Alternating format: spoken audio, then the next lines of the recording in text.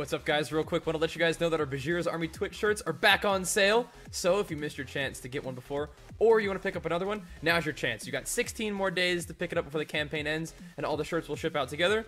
Hope you guys enjoy this. Thanks for watching. Enjoy the video.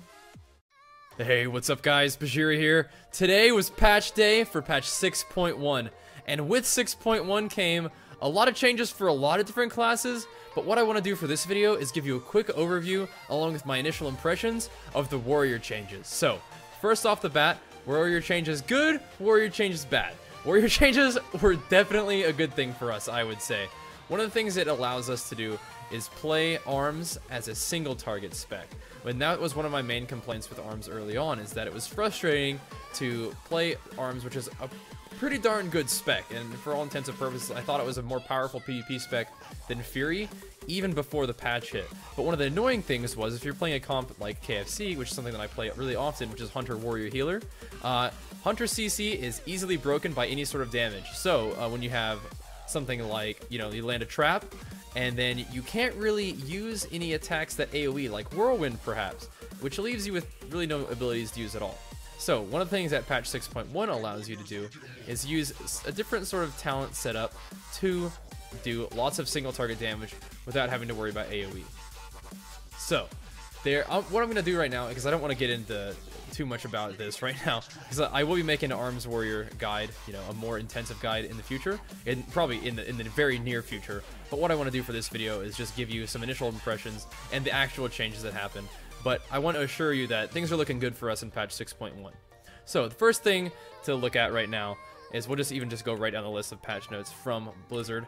One of the first things we want to look at is Avatar. So when I was talking about the single target spec, Avatar now is a very attractive option, because it used to have a 24-second duration on a 3-minute cooldown.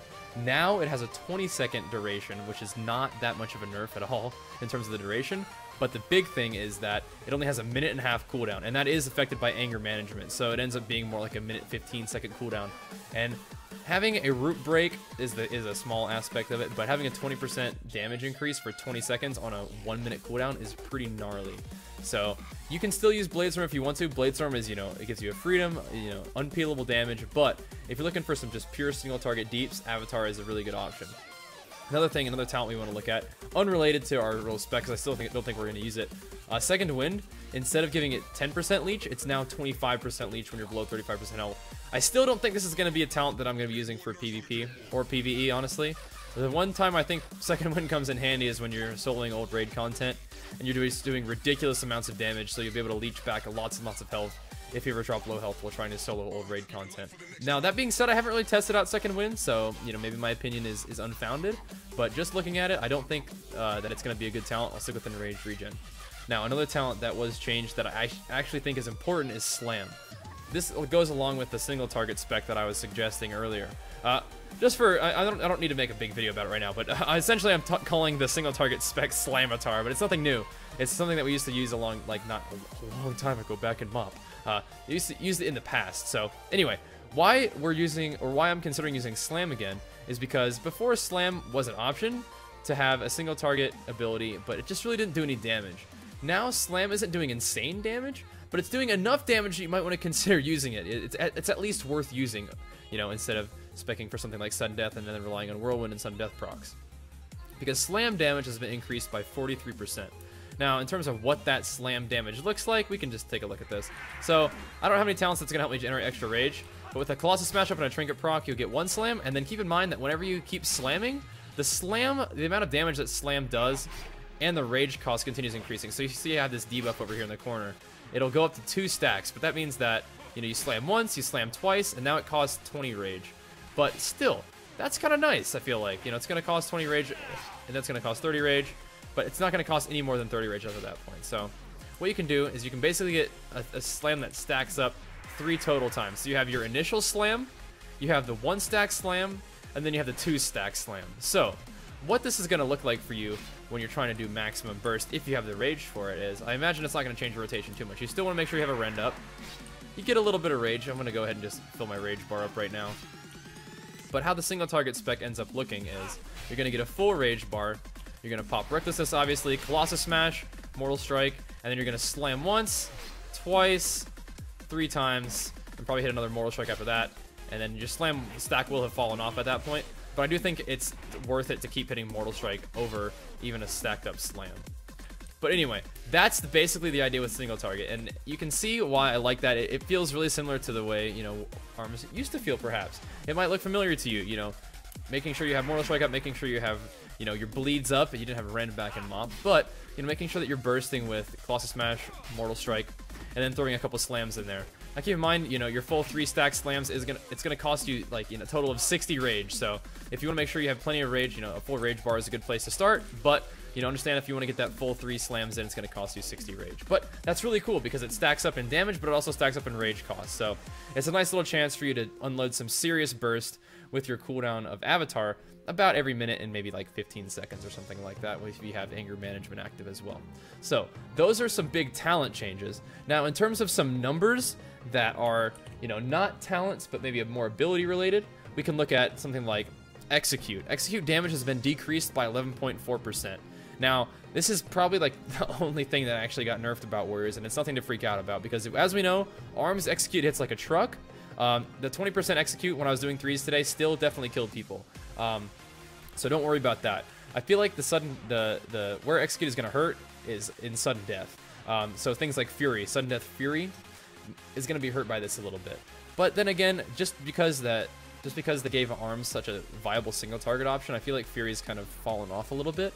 I might still try Fury. I want to let you know how it is, but right now I'm definitely thinking that Arms is going to be the dominant PvP spec, and maybe even for PvE as well for a single target. So we'll have to see how it goes. I'll be trying out different specs over the course of, you know, the next couple weeks and whatnot. Obviously 6.1 is going to be for a while, but what I wanted to try out today in 3s was the Slamatar spec, and it worked out really well. I had a lot of fun with it. Another change was that for Arms and Fury, Shield Barrier now absorbs 24.4% more damage. So what does that look like when we're just hanging out in the world? I mean, obviously, you know, it's always really fun when charge doesn't generate rage. But anyway, so you got this. Shield Barrier is going to absorb a pretty solid amount. You know, when you have a full Shield Barrier, it's going to absorb around 21k. It looked like 24k, so that's not too shabby. That's going to help you survive a little bit. I don't think it's going to be like a gigantic survivability buff for Warriors, but you know, having a little bit more absorb on your kind of wimpy absorb, you know, I'm not gonna be too mad about that. You know, I'll take what I can get. Another ability change was Thunderclap. Its snare effect now lasts for 10 seconds. You know, that's in PvE but the cool thing is it's 8 seconds while in PvP combat, up from 6 seconds. So that's pretty sick. So your nice AoE slow as Arms is gonna last a full 8 seconds in PvP. So that's a nice thing. I mean, Arms, I feel like one of the weaknesses of Arms, especially after playing a lot of Fury, is that Arms does feel very slow. Not only in terms of like your attack speed, but also in terms of your movement speed. Because I really loved using Glyph of Enrage speed as Fury, and you don't have that as Arms. So I feel like you can get kited. So having a nice Thunderclap to slow people is awesome. So in terms of the changes that are, I think, relevant for PvP, that's pretty much all there is to it. Improved defensive stance for Prot increases your armor by 10% up from 5%, but I don't think that's a huge deal. There were also some tier set changes that changed things just a little bit, but I think the main thing that we want to consider are the talent changes. Avatar's cooldown being cut in half, Slam being buffed by 43%, which is going to let you do single target damage. Execute being nerfed a little bit, but still really strong.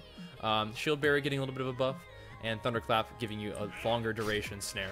So all in all, like I said, Arms Warriors looking really good this patch so far. You know, I've only really done one day of Arena, but it was a lot of fun. I really enjoyed it. I think that having a viable single target spec for Arms is really exciting. Doesn't take anything away from the sort of AoE intensive spec that you might want to play for something like WLS. You probably might still want to use Sudden Death, you know, go for that. You can still use Slam for that too if you're like setting up a burst window. Just maybe use Blade Storm when you're fighting different comps. I mean, I've done that today too. Fighting mages, sometimes Blade Storm is nice to get out of roots and stuff like that. But anyway, all in all, just want to make a quick video going over some of those changes to just give you a heads up if you were unaware. But the main idea here is that this was a good patch for Warriors. Nothing too crazy. Just it was neat that we have a new play style that we can go after to fit different comps that we want to play. So that's really, really good. Arms Warriors looking great. If you guys play a Warrior, you should be happy, and I hope you are. Anyways, guys, thanks you guys for watching. Hope you enjoyed the video, and we'll see you guys next time. Peace!